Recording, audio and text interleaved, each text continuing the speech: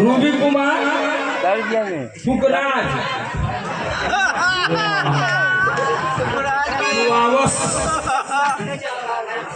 इसको दिल में लगा चोट निकाल दिया 50 टकिया के नोट। बाबू माई के तरक्की में रखबो में बुझाई छ होकी हम अपन नाम कहबो ना। हां दुनू बहिन ले हत हो काथी कपड़ा पर दे देह रखले हो। हां दुनू बहिन के दातिए लाग काहे बाहर छोड़ के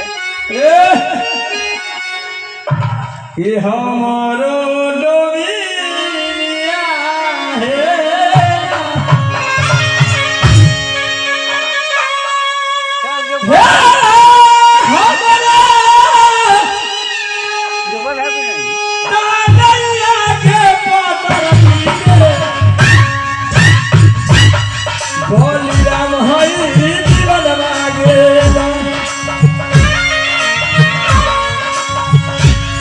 हमारे तामया के पता रखी बोली